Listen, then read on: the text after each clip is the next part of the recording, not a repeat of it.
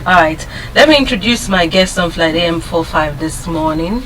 In his younger years, that's right, he was a social activist. He is an international human resource professional. He's a political scientist, social activist, coordinator, the international coordinator, 1001 Plus Voices Initiative for People Empowerment. He has aspired for a seat in the upper chambers of the National Assembly. Who knows what he's aspiring for, but that's not the discussion for the day. We'll be talking, like I said earlier on, we'll be talking about several issues today. And he is Mr. Ide Owodiong-Idemeko. Alright, thanks for joining us, sir. I appreciate that, to have you. Yeah, it's good to be here. Let's begin from, I want to get back to the yesteryears because of the recent happenings in Nigeria. Your years as a student activist, you pioneered several fronts in the University of Uyo. I understand you were the pioneer Secretary General of the student SUG. Okay, you pioneered the University of Uyo alumnus and all of that. So much more. Okay, your yesteryears, activism then and then now. These days, recently we had some agitations by Nigerian youths, agitating for NSAS, agitating for the state of security in the nation. Yesteryears compared with now. Perhaps if you were in your younger years now, what would you be fronting for? Well, let me start by saying that clearly young people represent what I would describe as the incipient elites. The elites of the future, and they have to have a voice in how that future is being shaped. I recall my years as student union activist. We were concerned about happenings not just in the university system where we were, but we were also concerned about how the larger society was evolving and how that would impact us, not only as students, but impact us when we get out of that system. So I don't see anything out of place with students, young people having a voice about how that future that they're going to be involved in should evolve. The ways and means, or the tactics and methodology may be something that we may want to say, okay, how do you push it?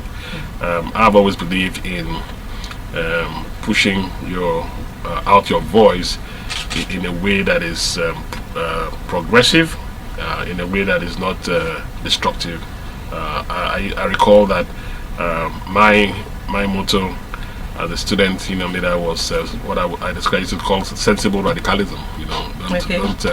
Not infantile radicalism. Be sensible about it. Okay, and that's what I urge all young people to do. Be sensible about how you push for what you want. At the end of the day, if you end up destroying things, society still comes back to pay for it, and you get to pay for it in one way or the other. So it's not my idea that radicalism should be enmeshed in violence. Okay. Now, still taking us back to yesteryears, were there things you agitated for then, and were you able to, as a group, as an individual, and all of that, were you able to get what you agitated for? What was the case yesteryears then when you were well, I remember the 1986 ABU crisis, which was I think had to do with increase in fees and all that, school fees, tuition fees and so on, and the entire nation was galvanized under the platform of the National Association of Nigerian Students to fight against increase in fees. And I think in one of that protests, a student was killed also in ABU, and that really got very messy. But we out here in the U, we had a different approach to the issue. We did our protest, but we ensured that our school facilities, we didn't even have one as beautiful as we're just starting off at that time. So we made it very clear that we're not going to be taking on any destructive part. We were already used to paying fees in our own case. And so it was a matter of comply with national laws, but also be factual about and realistic about what was applicable to where we operated in. Okay. Long and short of it, it's one of those episodes in the Nigerian student union struggle. But I think it also heralded the beginning of the downward trend of the efficiency and efficacy of the student union movement in Nigeria. So you think we're now tilting downwards? Yeah, the students unions don't have any much effectiveness anymore, I would say, because there's been what has corrupted the larger society has found a way into the body politic of the student unionism in Nigeria, and that can be traceable, in my opinion, to the outcome of the 1986 students' crisis, which led to a serious clampdown on students' activism across the Nigerian universities. Okay. Yeah. Okay. Now, still talking yesteryears, what were your aspirations then? And did you, as groups, as young people, when you interact, you had aspirations then? Do you think people of yesteryears, younger generation of yesteryears, do you think you actualized all those dreams of yours? Well, I don't think that we really did, because of the way the larger Nigerian society went south, in terms of rather than progressing, we were retrogressing. So the dreams and aspirations of years as students coming out and participating in national development and national progress and national success didn't really manifest for a lot of people. Only a few people did. But I think one of the things that I would say I really benefited was the fact that getting involved with student unionism at that early stage of my life, early days as a teenager, really laid the foundation for my future emergence as a leader in all things, because I started from that very early stage to learn what it is to be a leader, not just a leader in terms of mouthing it, but in terms of being a functional leader.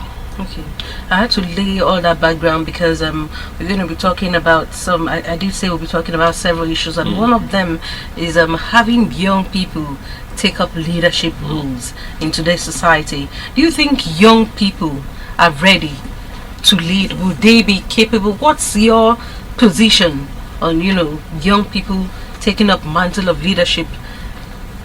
Well, sadly, when I got into university in 1983, I came across a couple of people in our Nigerian society who were leaders then, and we used to think that we were going to get into, take over from them, but they're still in the saddle, still in the saddle of power and authority, and that completely negates our aspirations at that time that we're going to be future leaders. But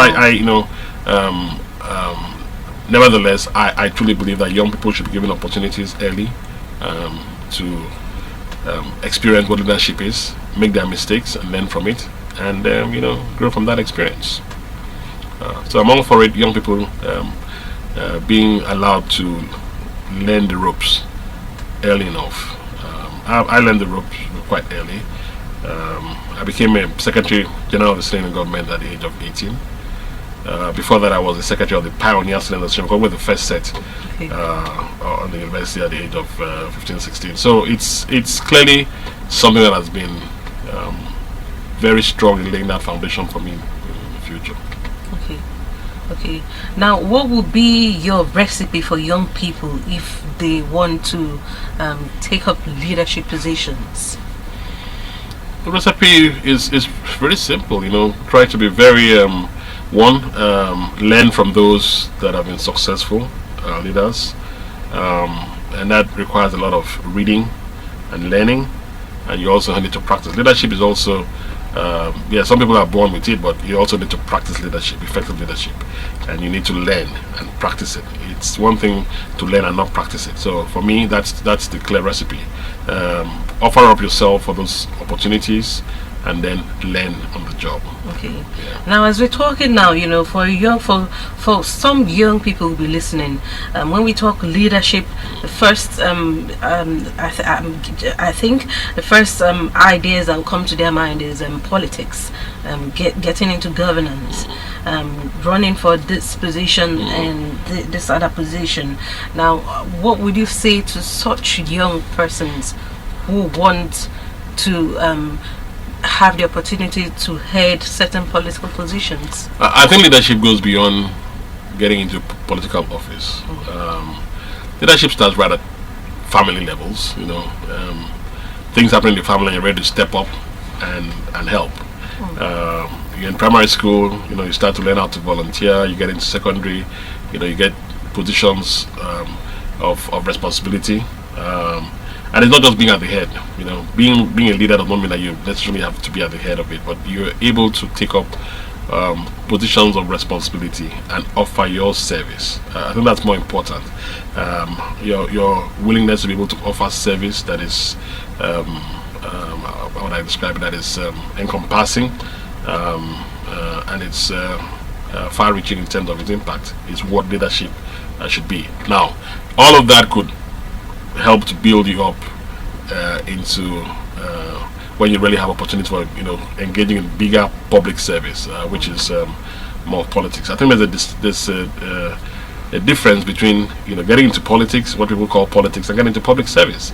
My understanding of politics, classical definition by Harold Lasky, is he who gets what, when, and how. That's how politics is defined. Not just about getting into position and occupying positions of authority. For me, that is more of public service. Okay. Okay. Now, still talking young people, because we need to set some kind of background. Still talking young people. What would you propose? You are the international coordinator, 1001 Plus Voices, has to do with people empowerment. Now, when it comes to empowering young people, what would you propose? When you say empowerment, people think, give me money and all of that. What's your idea of empowerment? I think one of the most empowering things you can do to any young man or young woman is to liberate the mind. Once your mind is liberated, and you don't find yourself in that state of mental poverty, then the possibilities are endless. Okay, that's our focus. In terms of giving out handouts, that to me is not empowerment.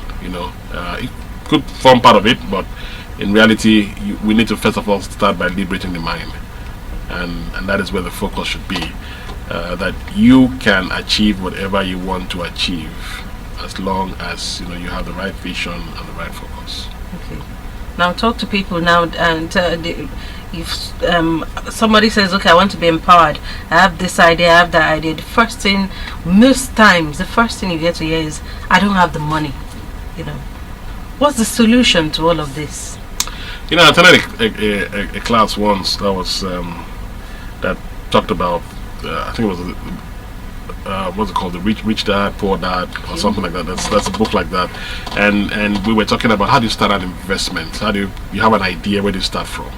And I was amazed that the power of the phone, the number of contacts you have in your phone, right, starting from there, getting your idea well articulated and reaching out to people on your phone could be a very rich source of raising investment funds. Okay, people don't start from there. People just think, look, I don't have money, I can't go to a bank, I can't work somewhere, I must look for someone that's ready to be a benefactor. All those things count, but simple things like that. And it was so revealing how you can just step back and think through and know how to reach out to people that and they may not have all to give you, but a little bit of this and that, and you're able to raise your investment capital and start something. The important point again, like I said, is opening up our minds to the possibilities that exist if you dare to venture. Okay. And that is empowerment. Okay. I would have loved to ask, for instance, give an example. Okay. I recall a group that approached us some time ago, and they had this idea of developing fish farms. Okay, and they had about I think 400 or so people in their group, and they wanted to reach out to them. And we looked at it and said, okay, so how do we do it? We had money that we could give to them to buy the fingerlings, okay? And we had to ask them, what are you going to do to set up the fish pond itself and all that? And they had a brilliant idea of saying, look, we can get one big fish pond developed, and we can get in the fingerlings. That's what we did. So we were able to fund the fingerlings, and they were able to share the fingerlings amongst their members, and they were able to start up that fish pond business. And as it grew, they were able to de-escalate it. It was distributed amongst their members, and people started growing organically. So that's an example of what I mean. If they didn't venture and they didn't have a creative way, an innovative way of partnering with the foundation, there's no way we would have been able to provide that assistance. Okay. Of course, funds are always in very limited availability. Okay. Yeah. Now, as someone who has succeeded in different ventures, what would be your advice for Akwa Ibom youths this time around, if they want to succeed in their different ventures? When we were growing up as young people, it was an anathema for anyone from our part of the world to be seen begging. It wasn't something that was part of our culture. So I think first and foremost we need to go back. We need to retrace our steps and get back to that culture where there is dignity in labor. There's dignity in labor. I think we've lost that, and everybody's looking for political appointments and political portfolios, thinking that is the quickest way to get rich. So my advice to young people is for them to put on their thinking cap, and come up with brilliant ideas that can be sellable and can be something that can help to generate business opportunities and entrepreneurship. Okay. Now, talking about Akwa Ibom State, we have some frontiers here and there being, some are in the process of being opened up, for the betterment of our society. Yeah. Now, how can young people, how can Akwa Ibom people generally tap into, these opportunities that are springing up here and there? Some are still in the kitty, mind you. So how can they take advantage of all the opportunities that will come forth? Well, one, it's getting yourself ready, right? Someone said luck is when preparedness meets opportunity. That's luck. Okay, you need to get yourself ready. The seaport is being developed. What are those things what skill sets will be required there? You need to make a determination of how you'll fit into that. I hear there's going to be a refinery coming up, a private refinery, which will represent about 200,000 barrels of refining capacity there.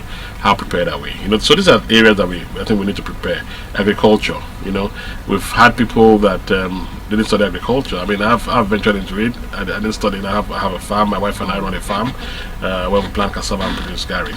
So just learning new skills. It's taking some time for us to learn what it is required, to run a farm, to get a farm running. So people have to prepare and get themselves ready for those opportunities when they arise. Okay. Yeah. I have to ask that because sometimes you hear about some investors. You hear the name. You hear Mr. Akin. You hear Mr. Mwachuku, and people are like, Bonkanginigiba. What would you say to such people who do not think they could invest just like the other people are investing in, the opportunities that are springing up? So you go back to my initial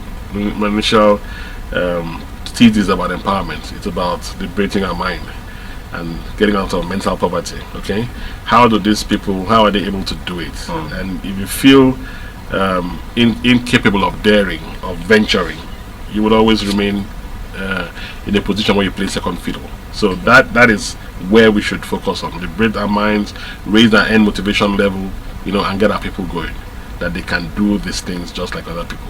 Okay. Now, before I get back, you mentioned agriculture. I would love to talk about that in a bit. But let's take a look at Akwa Ibom. Take a look at Akwa Ibom as a brand. what are our selling points? Are we marketable to foreign investors? Akwa is a great state with huge potentials. It's a peaceful state. It's a clean state. We're loving people. People know us for our hospitality and tourism. It's a place where you can come in and live and succeed without being discriminated. So that is a great selling point for our state. Not talk of the huge resources that we have: agriculture, natural resources, whether it's oil and gas, beautiful waterways. It's a lovely place. So I think we have a huge selling point, and our founding fathers have done a lot over the years to continue to position Akwa Ibom as a state to be. Okay.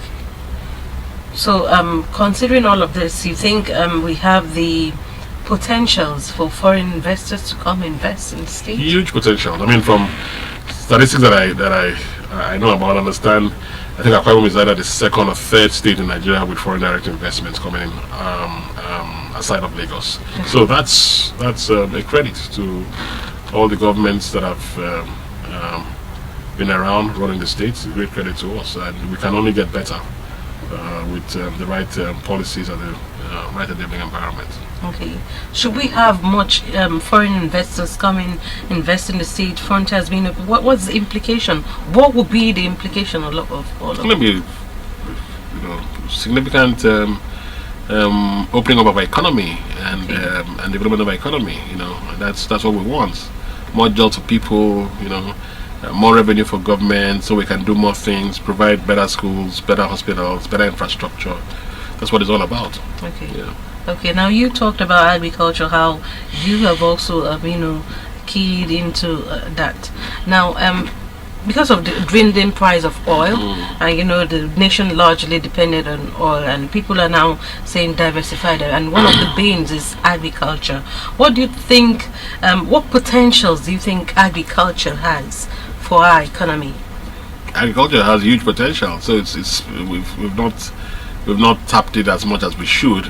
We can see that with the refocus on diversifying the economy, agriculture is beginning to take its rightful place, and I think we can do more, especially in terms of processing agricultural produce into finished products and exporting to the outside world. Okay. Now away from agriculture, away from Akwa Ibom State. Let's take a look at some issues bordering on our national polity. The number one is issues of insecurity. Issues of abduction here and there, kidnappings, the roads are not safe. What do you think the federal government is not doing well, or are they doing what they're doing well? Well, we're in a mess. In the first place, our security capacity has been overstretched. We're fighting multiple wars, whether it's insurgency in northeast or banditry in the northwest, militancy in the south, everywhere. The capacity of security forces have been completely stretched, and we need to take a radical look at how to increase that capacity. And a couple of suggestions have been put out. Let's have state police, let's have local government police, more community policing, etc., etc. All these things I think that the federal government should take seriously. I know a lot of people are worried about not continuing to have the kind of power that they have, with the centralization of security apparatus. But I think it's high time, we started having a different look at some of these initiatives and suggestions about how to improve our security capacity.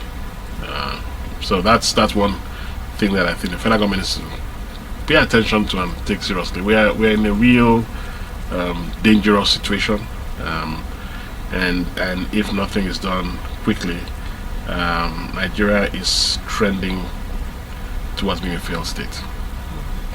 And should this deteriorate, I'm not trying to be pessimistic here, what do you think will happen? What do you think will be the outcome?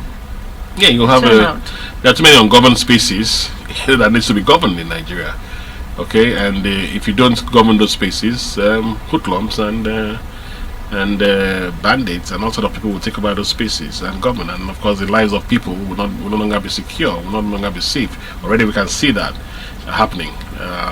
In a week, I think last week or so, over 40 people killed in different parts of the country. It's unacceptable. Clearly not unacceptable. Okay. And if you were to be in the position of advising Mr. President, advising chief security officers, what would be your advice for them? Well, one would be that they themselves have pointed out the fact that most of this insecurity is being imported into the country. So most of the perpetrators are not Nigerians, right? So we need to have a more closer look at how we allow people to just walk through our borders and bring in arms and cause violence and insecurity here. We need to be able to know where people are at any point in time. Nigerians need to be properly documented. We need to know how many houses we have, how many people live in those houses, who lives in those houses. We need to have that proper documentation. We need to devolve the security apparatus and make it more local. So I am up for having local policing systems, state policing systems, and a federal police system. So that the ungoverned spaces within the country would be governed and secure. Okay. Now for local policing, how can each community, what will be their contribution? What will be their role in ensuring this works out? I mean, that's clear. It's an idea. People have to be put together to think through and come out with how that relationship would exist. We have examples that we can draw from across the world. It's nothing new. Where you have county police or what they call local government police here in Nigeria would be the case. You have a state and a federal police. These are things that can be easily. You don't have to reinvent the wheel. You just have to tap into what exists in other parts of the world, bring it in, and then modify it to fit your local environment. So I don't see why people should be afraid of it. In every community that we exist, we know those that are criminals, But if you're bringing people from outside to come into the community that they don't have any clue, they don't have an understanding, how will they understand what's going on? Especially in a diverse society like ours with different languages, different cultural dispositions, etc. There is a need for very serious community policing. Okay. Yeah. Now, still talking about security issues. Just recently we had the president issue out an order where he said anybody caught with AK-47 should be shot on sight by security agencies. Also, we've had some banters here and there by some governors across the nation. Some say, okay, everybody, you need arms. Others say, no, this isn't called for. What's your stance in all of this? Do you think Mr. President, the order of Mr. President was right?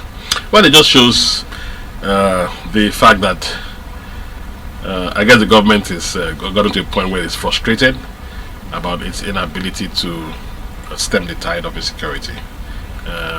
As a representative of a not-for-profit organization that is focused on democracy and human rights, I would say that that is an extreme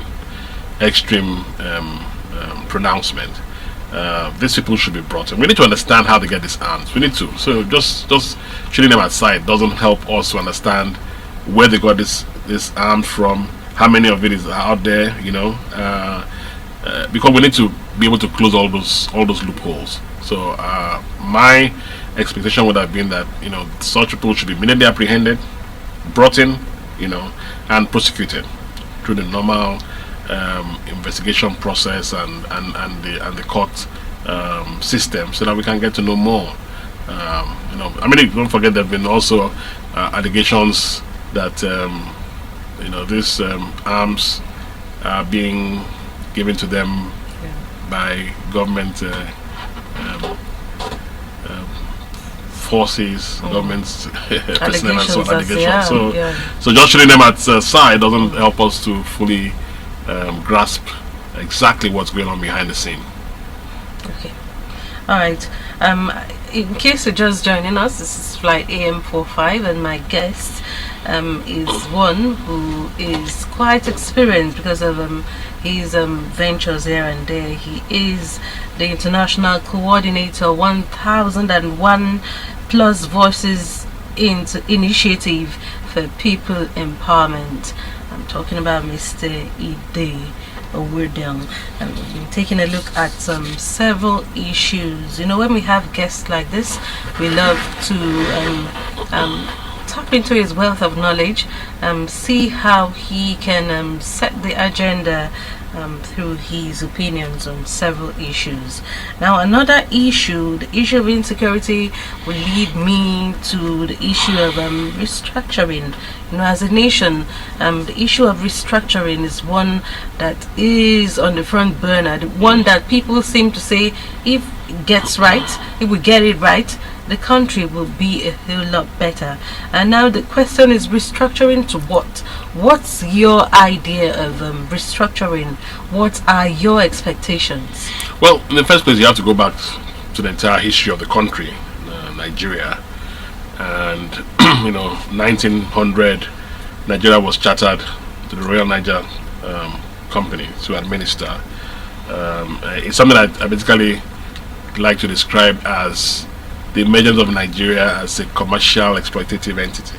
Okay, because what do you expect? A company running a country, it was to get the resources out here and service colonial development.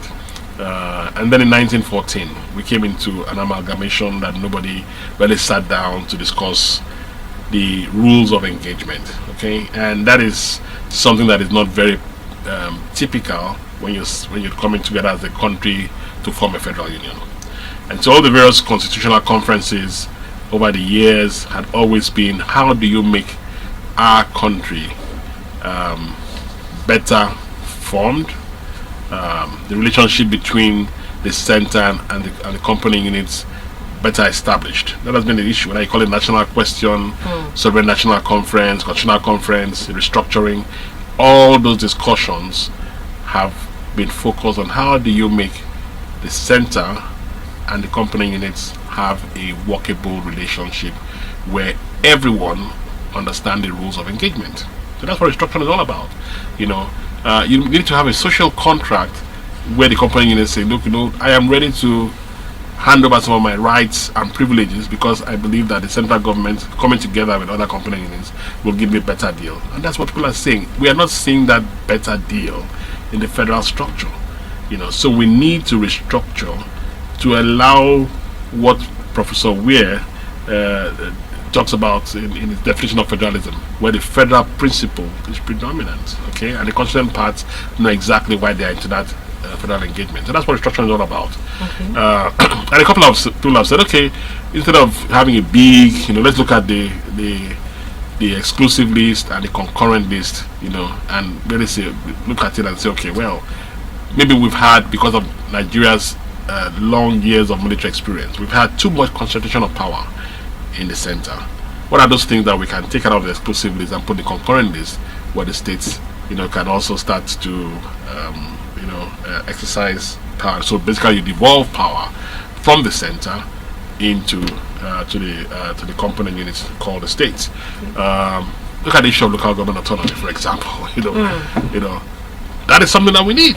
Local governments are part of that structure, but even when it was passed at the center by the National Assembly that local government autonomy should be granted, many state governments, refused. So it's a whole big discussion that goes beyond just the federal and the state, but also involves local government administration. I believe that restructuring is good. We need to devolve power from the center right down to the local governments. Okay. You do believe restructuring is good. You mentioned, for instance, local government autonomy. What do you think, besides local government autonomy, for every other thing thing you think should be put in place, what do you think will be the benefits for us as a nation? Well, one, I think we will have a better social contract in place. We'll bring government closer to the people. All this idea of every month every state government goes to Abuja cap in hand to beg for FAC and all that shouldn't be the case. We should be the ones determining what we should give to the central government, right? Whether in terms of agreement, okay, 10% of my tax of the revenue I generate will go to the federal government. That is how federalism works, and not the other way around. So we're still having that military hangover, more of a unitary approach, rather than a federal approach. We should be able to have some independence as a state to do certain things that we should do. Why should I be generating power and I can't get power to use? I'm generating power and I first of all have to put on a national grid, and national grid determines what they want to do with power. That doesn't work. That is not federalism. It's I would call this very pseudo federalism. It's not what federalism should be. Okay. Now let me take you back to some issues bordering on insecurity because of the recent something that happened, I think a couple of weeks back. I think last week precisely. We had traders, we had some unions up north who said they couldn't come down to the south because of security issues and some protests here and there. What lessons can we in the south learn from such situations? It just shows that we need to get back and look at agriculture, right, and see how we can be more self-sufficient in food production. Okay, that's what it means clearly. What are those things that we think we can produce here? We need to start looking at that clearly, rather than get ourselves caught within a nation where there's intra-economic blockade, or boycott or whatever you want to call it. So whether it's going to be producing cattle or getting back to our local goats, seeing how we can grow tomatoes that we're doing in Akwa Ibom now, other types of food that we typically get from the northern part of Nigeria. We need to look at it and then be in a position to engage the federal structure competitively. Okay. Now away from that, because I would love to talk about so many issues before I let you go. Another one is on Monday, March 8th was International Women's Day. Good. And you had an initiative that is all about people's empowerment. Now the women, they are challenging, they are being called to challenge several things bordering on us women, stereotypes, gender inequality and all of that. Now what are you for the women? First of all, before I even ask. Interesting question. Very interesting, and this goes back just to my being as a person. I've always said I have some very strong women in my life. One is my late mother, who perhaps one of the first generation female graduates from this part of the world. My mother had her first degree in 1963 in University of Kent State College from the University of New Hampshire. Masters in 1966. So clearly she was well ahead of her time. And my late father died when I was 7. So everything that I've been has been my mother. She brought me up, she trained me. And I also have my wife, who has been with me for the better part of 30 years now. Strong woman, taking care of the things I can't take care of. And I have an elder sister who is a PhD, and 2 young daughters who are very strong women. So I have very strong women in my life, and I appreciate what women bring to the table. Okay. And so I'm for women in whatever way you want to think about it. My daughters are all educated. I believe that women should be educated. My late mother used to have a personal motto. She was an academic, and that motto was, an effectively educated motherhood is the source of community power. So women need to be educated. The girl child needs to be educated. They need to be liberated from the shackles of degradation, of discrimination and all of that, because they can bring something to the table that men may not necessarily have. Okay, that complementary role is why God created male and female, and that's what is important. So on International Women's Day, yes, we did have a session with I think women from my wife's village, you know. Okay, you commemorated yeah, that? it did on the eve of it. So we met with them, Okay. just shared, had a discussion with them, sensitization and so on. And then the foundation that my wife runs, Ide Owodiong-Idemeko Foundation, is planning on rolling out a program that would help support local women within our immediate community in Asutan, in terms of helping them provide some venture capital to boost their training efforts. Okay, and it's going to be called #Amuan. That's what we've come up with. So we'll try and support them on a month-by-month basis, but give some money, loan, what do you call it, loan, interest-free loan, so that they can go in and we see how they progress, and then see how much support we can give to them. Okay. Yeah. Okay. Now talking about women, what's the benefit of empowering women, especially in our society? It's the benefit is huge, man. Women are the ones that carry the values and culture from one generation to the other. Okay, so if you want to create an intergenerational transfer of opportunities, of culture, of mind liberation, like I talked about, it's the women. Men are too busy chasing money and trying to provide, for the family. So women have that, and women must be educated. They need to be educated. They need to be able to reach the highest professional limits that they can reach, potential they can reach. So I am fully for it. Like I mentioned to you, I have my mom, who's a first generation educated wife from this part of the world, and that's sister with a PhD. My wife, educated, graduate, strong woman, doing so many things that I can't do. My daughters the same. So sometimes when they are up there against me, I'm like, oh wow, these women are just too strong for me, but I appreciate them for who they are. Okay. And I think every Akaibo man, every Nigerian man should invest in the girl child. Okay. Now, should you vie for a political position or any other position for that matter, and your contender is a woman, what would be your disposition?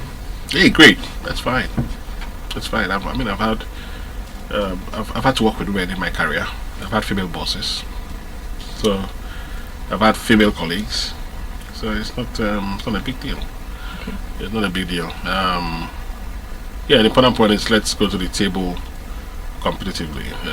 If we are competing against it, let it be on those terms. Okay. So I would respect that, and I would cherish that, Okay. and I would welcome that kind of. Okay. Let me still give you some more, talking about working for female bosses. What was the experience like? Some people say women boss are bossy. Well, it all depends on. You have to understand the fact that women are in a career, in a professional environment. Like women tend to compete from a position of how do I put it now? I don't want to say it's not weakness. That's not the right word. But they're not very many. It's they come into themselves. They want to prove themselves. It's an unfamiliar terrain for many women. Many of them are breaking glass ceilings. So it's going to be they need to succeed and they need to prove it. So understanding that, I think it's one thing that most men need to come to terms with. And rather than be conflictual, be more cooperative and supportive of those aspirations. Okay, I'm sure once you're able to take that into consideration, there'll be no need to boss you around, so yeah. Okay. All right, before we wrap up our conversation for today, which has been quite compelling, I'd love to ask this, what would be, we want to have a better society. Now, as you were talking to Akaibo people, what would be your recommendations to everyone so we can have a better society? That's a very general question. That's a very deep very deep question. Well, I think everybody should do. We should all do our part. We should all do our part. All this idea of thinking that there's going to be some government coming to create an El Dorado is I think sometimes a pipe dream. We should all focus on doing our part. Like Kennedy said, think more about what you can do for the country than what the country can do for you. So we need to do our part, whether it's in terms of you're a teacher, teach, do your job well. You're a lawyer, you're a judge, you're a doctor. Do your job well. Let's all try to do our job well, have some satisfaction, and then we can build a better society. A religious what do you call them, evangelist or prophet. Stop deceiving the people, with funny prophecies and funny visions and miracles. Do exactly what God has asked you to do. So I think if we all play our part well, then we can have a better society. Policeman, stop standing on the road and turning yourself into, because you're holy God, it's turning yourself into something that you should not be doing. You're there to secure people, not to oppress them. So if everyone does their part well, we'll have a better society. Okay, my very last question. I expect a yes or no response from you. 2023 is Mr. Owodiong vying for any political position? Yes, no. Well, let me put it this way. For the fact that I came out in 2018 shows that I'm interested in offering myself for public service. Okay, I'm still doing public service with what I'm doing with 1001 Voices, or what I'm doing with my wife with the Ide Foundation. That's still public service. Okay. But I also believe that if I have opportunity to play a much bigger role, that would be in the best interest of Akwa Ibom people. So yes, 2023, the options are still open. Alright, I've been speaking with Mr. Ide Owodiong-Idemeko. I keep trying to get that right. Alright, he is an international human resources professional. He is a political scientist, has been a social activist. He is the international coordinator 1001 Plus Voices initiative for people empowerment, and as like he already mentioned, I did mention that earlier too, he had aspired for a seat in the upper chambers of the National Assembly. Thank you so very much for having been our guest this morning. Thank you for all stating your stance on the different issues we had to talk about this morning. Thank you so very much. You're welcome. All right, we'll take a quick music break on the heels of